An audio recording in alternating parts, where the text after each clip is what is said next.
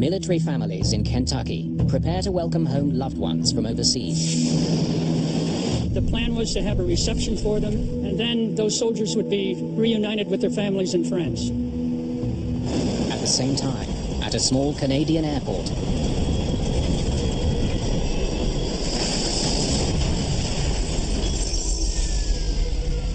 there's wreckage all over the place. There was massive destruction. Nobody could have survived this. 256 people are dead. It's one of the worst aviation accidents of all time. Anytime a crash of this sort would occur, immediate suspicions would be raised. Answers will be hard to come by. It does not advance safety to get the wrong cause of an accident. As two radically different scenarios for the crash emerge.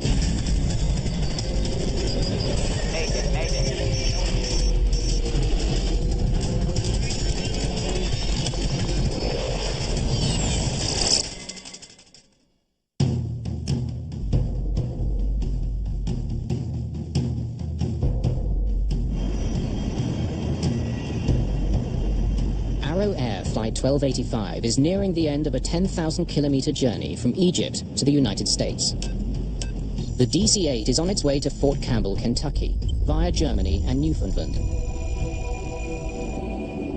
On board are 8 crew members and 248 passengers. Most of them are U.S. soldiers with the famed 101st Airborne Division, the Screaming Eagles.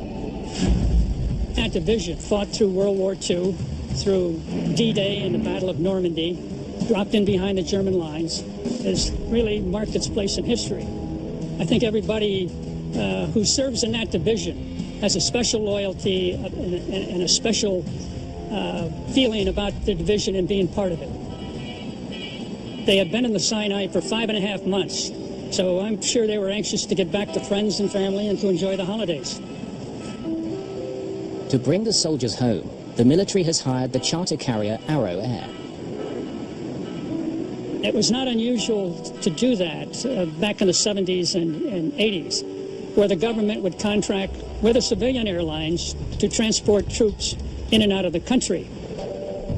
At 5:30 in the morning, the Douglas DC-8 lands at Gander International Airport on the eastern edge of Newfoundland, Canada. They had to refuel in Gander before they could complete the flight into Fort Campbell, Kentucky. Okay, guys, I'd like to be refueled, checked, and wheels up in 90 minutes. Roger that. Captain John Griffin has been an Arrow Air pilot for 4 years. He's also a flight instructor for the airline. First Officer John Connolly will be at the controls when Flight 1285 leaves Gander. Mike Fowler, the flight engineer, monitors the aircraft's mechanical systems.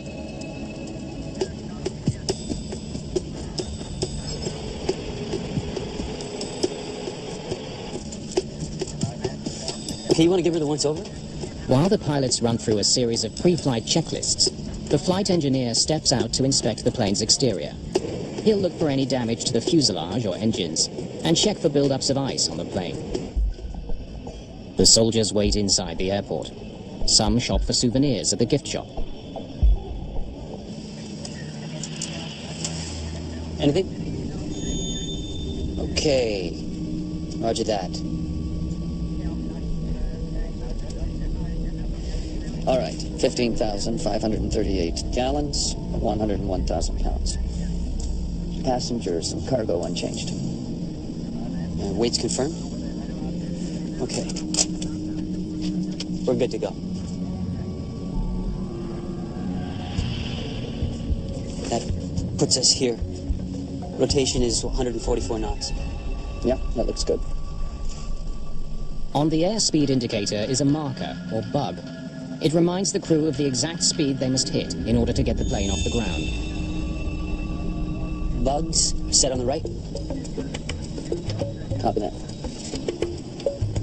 With the refueling and pre-flight checks complete, the 248 soldiers get back on board. I think it was probably a very joyous mood because when they landed in Gander, I know some of them went in and used the telephones to call Fort Campbell and call their families and say they were in Gander and they'd be home in a few hours.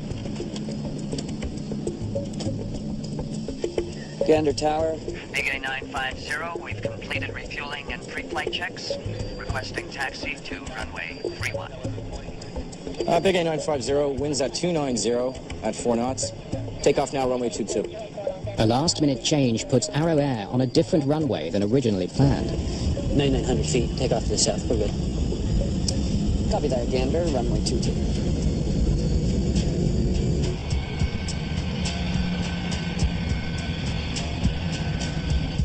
Big A950, you are cleared for takeoff.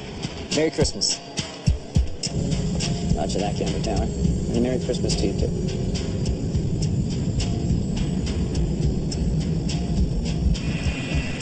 The DC-8 accelerates to takeoff speed.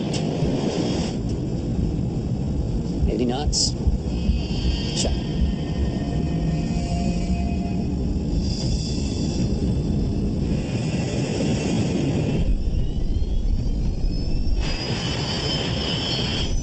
Speed 1. Rotate.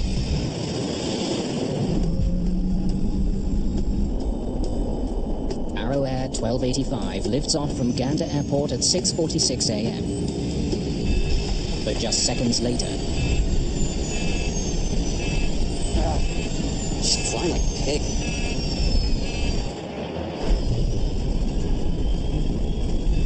Positive rate. Negative.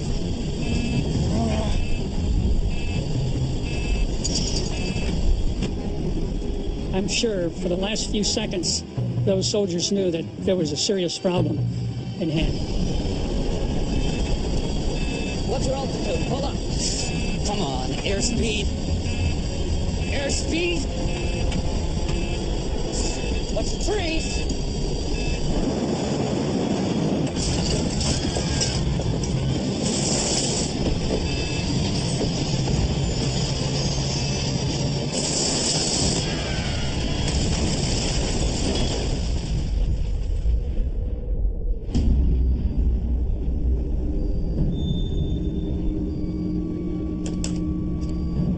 Yes, Aero 1285 is down, just off runway 22. Estimate 2,000 to 4,000 feet. at the small airport in Gander, Newfoundland, emergency crews race to the crash site. It's a field of wreckage, bodies, and personal effects. Thousands of liters of jet fuel are feeding a massive blaze. It didn't look like aircraft. It was just probably a 30-foot-high burning mass of metal and fuel and everything. Okay, any survivors? Canadian Air Force Captain Tom Badcock is one of the first on the scene. As an Air Force officer, of course, I had been to numerous crashes, but this was nothing like I had ever seen in my life before. And to see the devastation and to see my basically comrades lying on the ground in pieces was... words can't describe it. Many of them had bought T-shirts saying, "I survived Gander, Newfoundland." And we found that particularly emotional. After hours of frantic searching through the charred wreckage, everyone's worst fears are realized. The crash has claimed the lives of all 256 people on board. The search for the cause of the disaster is already underway, but it will lead to controversy and ultimately to the demise of the Canadian Aviation Safety Board. For the US military, the crash of Flight 1285 in Gander, Newfoundland is a historic loss. If you take a look at the history of the 101st Airborne Division Air Assault, even in World War II, that division never lost so many people in such a short period of time as they did on December the 12th in 1985 in Gander. The Canadian military sets up a security perimeter around the crash site. We controlled all access to and from the site.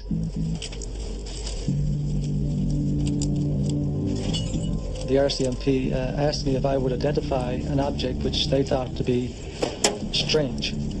Never seen a casing like this before.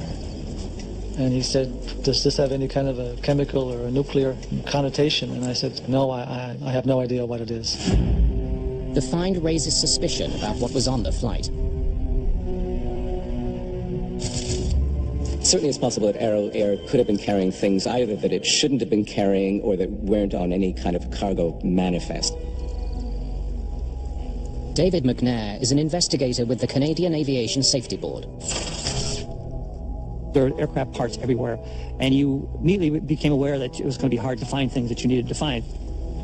McNair is joined by colleague Peter Bogue.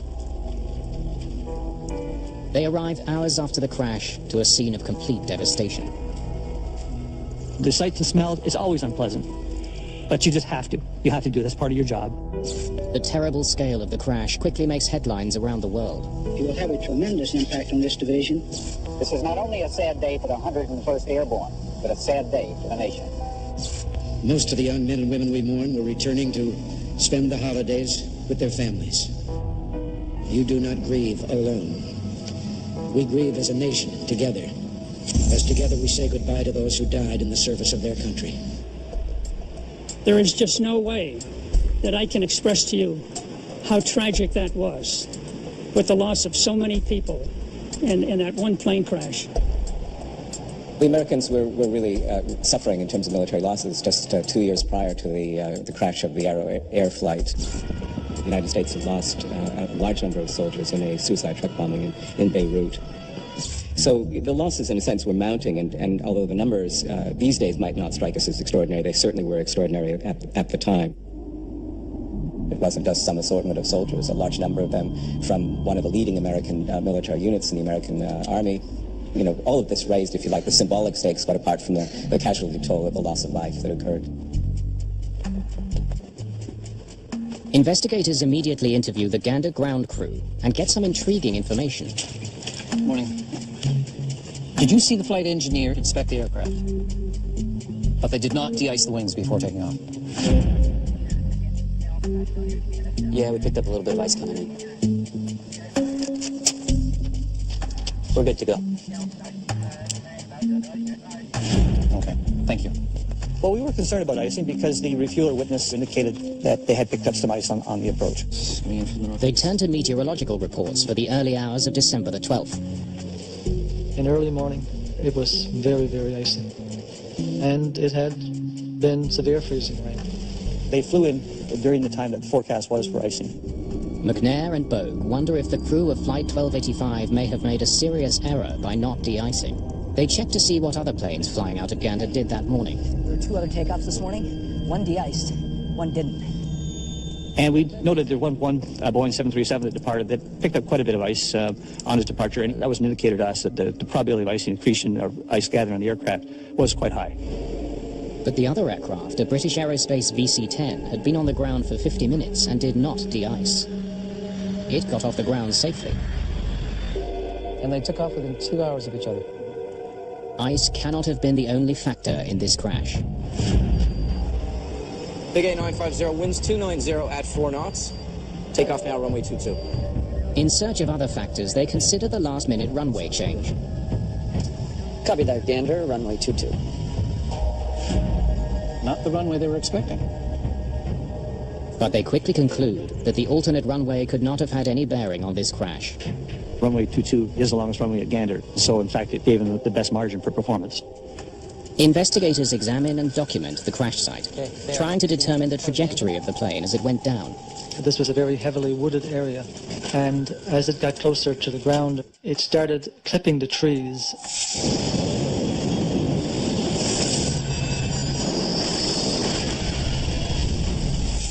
And we're going to need pictures of the treetops as well, and we're going to need aerial shots.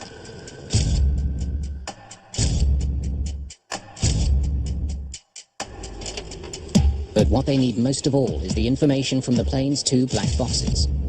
They could hold the key to understanding what doomed Flight 1285.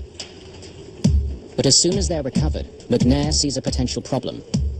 We were disappointed to see with such an old recorder, an old foil recorder, as they really just don't give enough information to the investigators. Well, send them up to Ottawa and we'll see what we've got. The older design of FDR engraves data on a slow-moving roll of stainless steel foil. Though the foil is fire-resistant, it can record only 4 flight parameters, such as airspeed and altitude. The newer digital flight recorders can record hundreds of parameters. All they can do is send the black boxes to the National Research Council's Flight Recorder Playback Center and hope for the best. Then, with the investigation only hours old, it takes a drastic turn. An overseas US consulate receives word from someone claiming responsibility for the crash.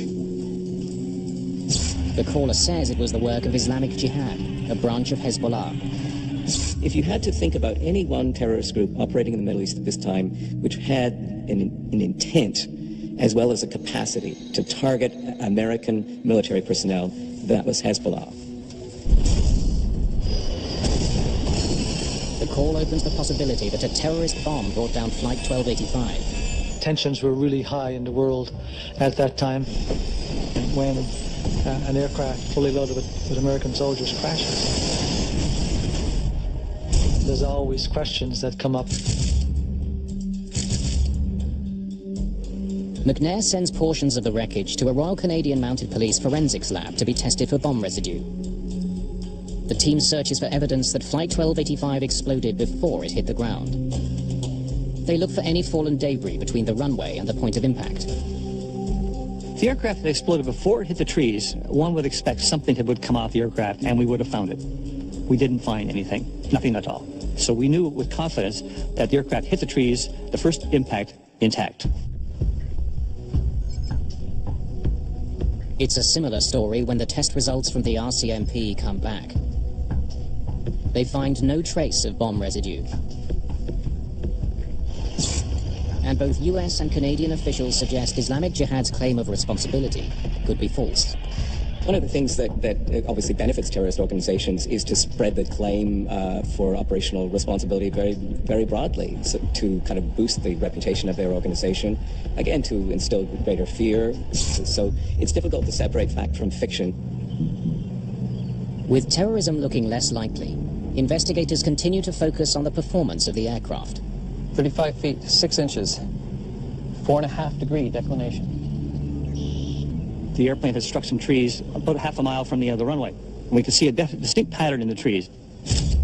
Using photographs from the crash site, investigators plot the height of 378 trees to determine the DC-8's exact position as it went down. The airplane was right wing low with a nose high attitude relative to the trees. Through photogrammetry, we determined that in fact the aircraft was way above the stall angle of the aircraft. So the aircraft was clearly stalled in a high rate of descent. The plane's radical nose-up position prevented it from getting the lift needed to keep it in the air. Investigators can't explain why the plane was flying at such an extreme angle. One clue about what the pilots were doing comes from a piece of cockpit wreckage, the airspeed indicator. Look here. There's the bug at 140. It shows that the crew set a takeoff speed of 144 knots. I would say 165. And that the plane reached an airspeed of at least 165 knots. Bugs, set on the right. Copy that. Investigators hope that a much more detailed picture of the pilot's last moments will emerge from the cockpit voice recorder. But they're in for a disappointment.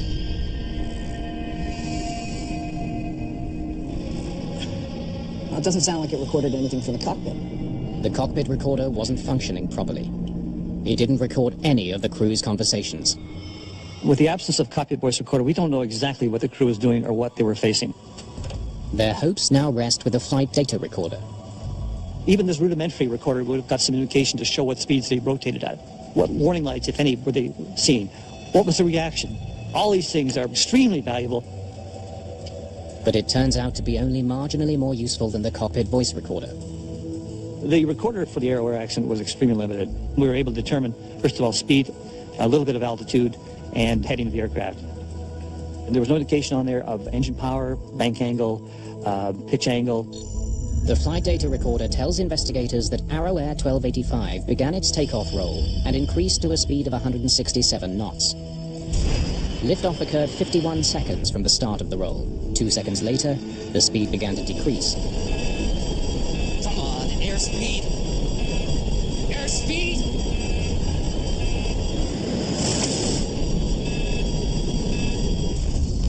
Speed dropped off very quickly, and so we knew that the aircraft was below normal flying speed. We got that much from the recorder. It tells us almost nothing. But a closer look at the flight data does reveal a potentially valuable clue. The distance needed to get to takeoff speed was longer than the pilots had planned for. We looked at the acceleration distances, and it took a little bit longer than expected. 4,300 feet, 100 knots. 6,300 feet, 144 knots. They should be lifting off now. Investigators discover that liftoff occurred some 4 seconds later, or more than 1,000 feet further than it should have. 8,000 feet, 167 knots.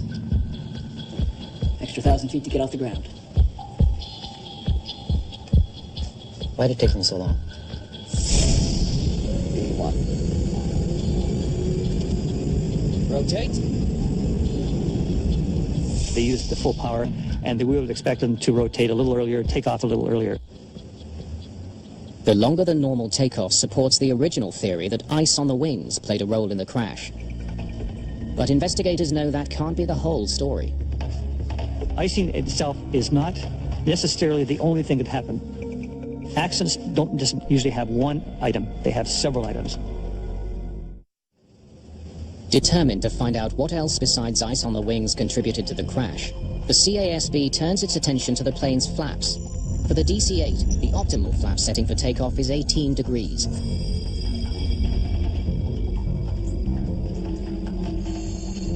Looks like the flaps were extended. With detailed work, we can say with some reasonable certainty of where the flaps were, which we believe were in the normal takeoff position. They wonder if ice, combined with malfunctioning engines, caused the plane to stall. The engines are sent to the CASB in Ottawa for a full inspection. Each engine was recovered on site, and immediately you can tell that there was rotational damage on all the engines. Wood debris is found deep inside all 4 of the turbines. A lot of tree debris. It means the engine was running when it hit the trees.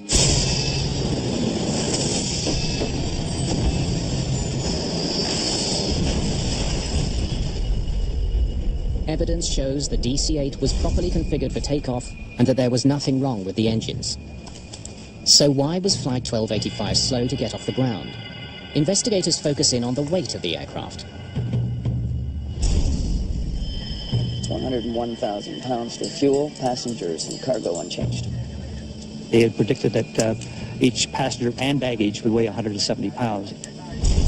That average weight, 170 pounds, matches the estimated weight for male passengers set out in the Arrow Air guidelines. As a pilot, having flown many military people around, this didn't seem to ring true, so we immediately looked at that aspect of the investigation. Good morning. Have a rec form for some personnel files. Following his hunch, McNair soon makes a crucial discovery. Regular commercial flights has a mixture of folks. It has men, women, children, so then the average doesn't work out as much. But this was no ordinary commercial flight. All 256 passengers were adults, almost all of them large men. We actually looked at the medical records of the passengers in terms of getting their actual weight during their last medical. In my own case, I normally weigh 175, but when I've got all my gear on, or I'm bringing it on board an aircraft, I'm bringing on board 200 pounds or more. We estimated that a more realistic weight would have been 220 pounds per passenger. That includes the passenger, everything they were carrying, and the equipment they had. With the new estimates, he calculates the weight of the passengers at more than 54,000 pounds. That's 12,000 pounds heavier than the weight recorded on the load sheet. It's not even close. But this plane had been flying with that weight all night, taking off from Cairo, then from Cologne without any problems. The ice picked up in Gander may have made the difference. You can take off at a heavier than normal weight, and if there are no other factors at play, you can get away with it. If you have something else like ice, you have a serious problem. Investigators now strongly suspect that it was a combination of ice and extra weight that prevented the DC-8 from staying in the air. Okay, this has to be it. Ice and weight. We had a lot of scientific basis to say that the aircraft should have flown but did not. Why didn't it fly? We had 2 powerful reasons. One was weight, the other was even probably more powerful, a small amount of ice contamination on the aircraft. But they can only theorize. No one in Gander saw ice on the wings. It's impossible to know how much there was. That's one problem. McNair and Bogue must now confront another. Some of their own colleagues on the CASB are raising doubts about the findings. One of those with questions is board member and aviation expert, Les Philotas. Well, as soon as I started looking at the draft report, I skimmed some of it and went to the part that was my technical specialty, the flight data recorder part, and as soon as I looked at it, I said there's something really wrong here. Philotas immediately wonders how the aircraft could lose thrust and crash so quickly after takeoff. I did rough calculations, and it just showed that to get that kind of deceleration, you'd have to lose not 1, 2, or 3 engines, but all 4, and that was just a startling thing to see right away. What's your altitude? Pull up. Come on, airspeed. Airspeed. They said the aircraft would, I believe the exact phrase was, destroyed by a fuel-fed fire. The early reports, everybody who was around there mentioned the massive explosion on the mushroom cloud. See this thing come across the front of the truck and just like a flame on the bottom, eh? 2 truckers on the highway were almost under the flight path when the aircraft passed over, and they both said they saw fire on the right-hand side. U.S. Army officials deny there was any unreported or classified cargo on board Arrow Air 1285. But Philotas has reason to doubt that claim. When the troops' equipment was loaded on board, there were some of these big boxes. What could have been on there, and we couldn't get any answer. There was no cargo manifest, and it was another contentious question that was never settled. Not much attention clearly was paid to security procedures, and you know, this was a different time, admittedly, but still I think the lack of security at Cairo at the airport as the soldiers came on board the Arrow Air flight for the return journey, I think anybody would have to regard it as shocking even for the time, and it's the kind of thing that would never be allowed to happen today. Philotas joins those speculating that Arrow Air Flight 1285 was the victim of a terrorist plot. Was it Hezbollah? Did it have any kind of European connections? And the big question, always in the back of American governmental and security authorities' minds, is there a Cold War dimension to this? Are the Soviets involved? Testimony you're about to give will be the truth, the whole truth, and nothing but the truth, so help you God. I do. Some now wonder if Arrow Air 1285 was at the center of the biggest global scandal of the time, the U.S. plot to illicitly provide Iran with arms in exchange for American hostages. Arrow Air was indeed one of the airlines that assisted a covert operation that was being mounted at the time out of the Reagan White House by a famous individual by the name of Colonel Ollie North. And the Iran-Contra business was very tangled in a very peculiar covert operation. It was not a thin, tiny layer of ice on the wings. Philotas points to photographic evidence to prove his case. My colleague made a trip out to Gander and went to the RCMP photo lab there, where they had literally thousands that they took on the crash site. Many photos that seemed to indicate that there was some kind of an explosion on board.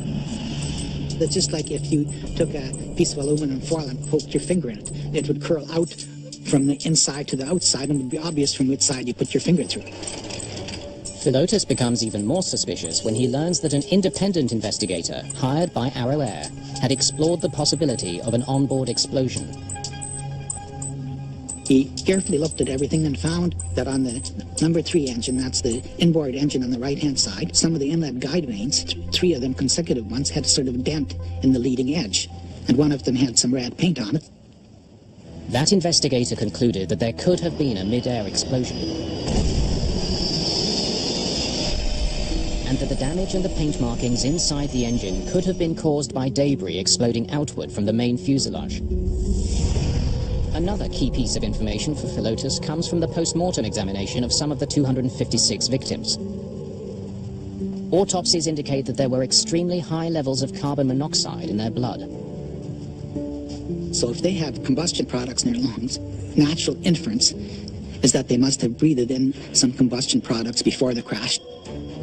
From all this evidence, Philotas and his colleagues paint their own picture of the crash.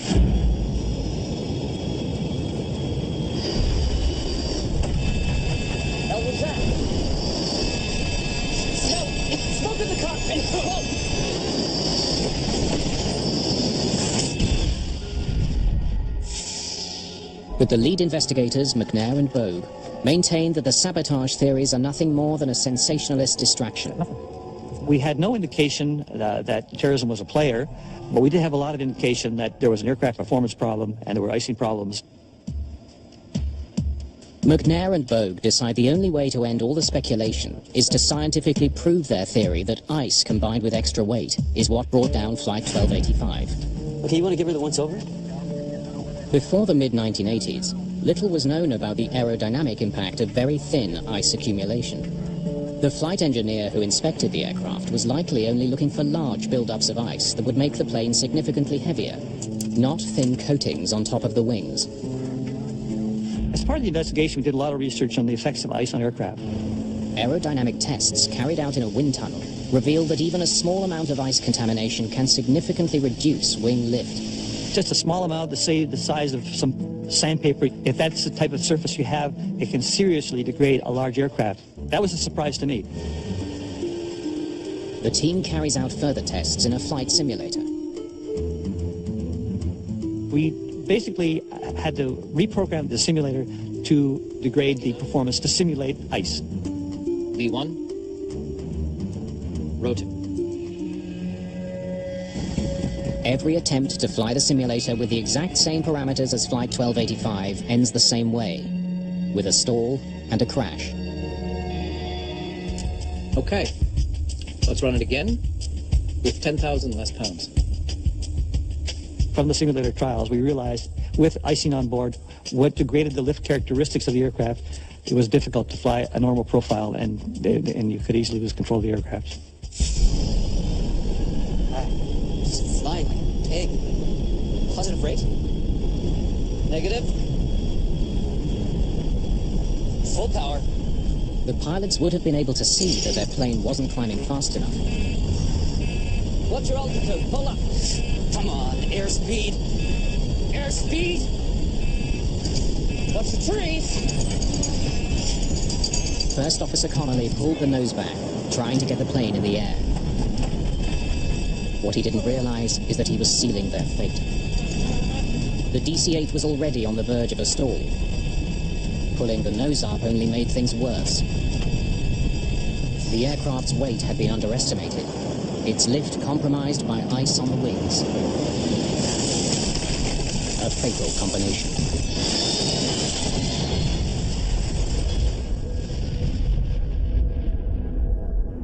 If you take one of the factors out, if you take the ice out and have the same weight, maybe you won't have the accident. If you take out the heavy weight and still have the icing, maybe you won't have the accident. But if you have them combined together, you have the accident. As for the suspicious paint markings found inside the engine, McNair determines they came from a front-end loader used to clear debris at the crash site. As well, the extreme intensity of the fire could have caused the abnormally high level of carbon monoxide in the victim's blood. Even the trucker's accounts of pre-impact flames can be explained. If you have an airplane flying at high angle of attack, where it's in the stalled regime, typically or often you will have flame coming to the engine because of compressor stall. As for the terrorists' capability to pull off such a complex, brazen attack, there is significant doubt. Could they have done it? In terms of intent, yes. In terms of actually pulling that operation off, in the circumstances, you know, that seems to me low probability, but just at the edges of the margins, but possible. There was a lot of controversy, which we just basically had to deal with in terms of keeping on with our job, because the investigation is not an emotional issue, it's a scientific issue. So we basically had to stick with science. We didn't see any evidence of any other kind of explosion. We only saw the evidence of an explosion caused by impact and the aircraft breaking up. McNair believes his conclusion carries an urgent warning for the entire airline industry. A lot of people have a hard time believing that a little tiny bit of ice on a large wing will have a big effect, but it does. After nearly 3 years of painstaking research and investigation, the Canadian Aviation Safety Board is ready to release its report. But what is supposed to provide answers and prevent similar accidents instead ignites a storm of controversy. The ice theory is flat out wrong. CASB investigators believe they have a convincing report that explains the complex cause of the crash of Flight 1285. I was hoping that, as all investigators do, when the final report came out, that in fact the safety message would be out there and would be accepted. But 4 of the 9 members of the board disagree with the report's conclusion. This investigation appears to involve a cover-up. It's impossible that ice would have been a factor. Crash investigators are, they're always under pressure to come up with an answer sooner than they would like. And sometimes, depending on the intensity of that pressure, it can perhaps create crash investigations which are less than satisfactory.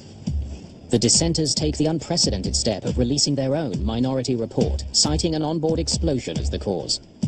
We had an extremely difficult time in putting out our dissenting report. We were given a very restricted time, and then there was an attempt to suppress it. I was asked the question outright, well, what do you want to do? Do you want to try to save your job, or do you want to get the truth about this accident? My answer was, well, I want to save my job by getting at the truth. It was quite unusual to have a dissenting report written with photographs. I don't see merit in it. I totally don't understand why it was issued in the first place. Why would you come up with this? What's the scientific basis for it? There is no science. Hey, look. Paint transfer means nothing. The crew blood samples means nothing. The pedaling is meaningless. Therefore, you have no evidence of terrorism. This proves nothing. In this particular case, of course, what we had was an extraordinary outcome, where you have a majority and a minority report which are deeply divergent and which raise very different kinds of pictures about what the outcome of this crash would be. I think it's very tough for families and friends not to have final closure on something. There was really no definitive answer to what caused that crash. If I was a family member, I'd have questions too. But on March the 10th, 1989, while the controversy continues to swirl, there's tragic evidence that McNair and Bogue's message has not been heard. In Dryden, Ontario, in wintry conditions, the crew of a Fokker F-28 elects not to de-ice. Just seconds after takeoff, the plane cannot achieve sufficient lift to stay airborne. The accident was almost identical to Arrow Air 1285. The airplane hit the tree canopy intact. After that, it exploded because, in fact, it hit the ground with a lot of fuel on board. The crash kills 24 of the 69 people on board. It was pretty clear from Dryden that icing or snow may have been a factor in this as well. If only the investigators' warning had been heard, the tragedy in Dryden may never have happened. The fact that there was a lot of controversy around this investigation was very unfortunate because basically it took away from the safety message. Aircraft, like the DC-8, are very vulnerable to icing contamination. That message was lost because of the controversy in the bomb theory. But those who held firm to the bomb theory stand by their actions. It does not advance safety to get the wrong cause of an accident. The real safety message is that you have to get at the truth, and the truth and the facts of this accident were never finally established. The controversy over this investigation spelled the end of the Canadian Aviation Safety Board. It was scrapped and later replaced with a new, better regulated agency. We learned a lesson that cost a lot of people their lives, and that lesson didn't get passed on to other people, and other people lost their lives. That's the sad part for me.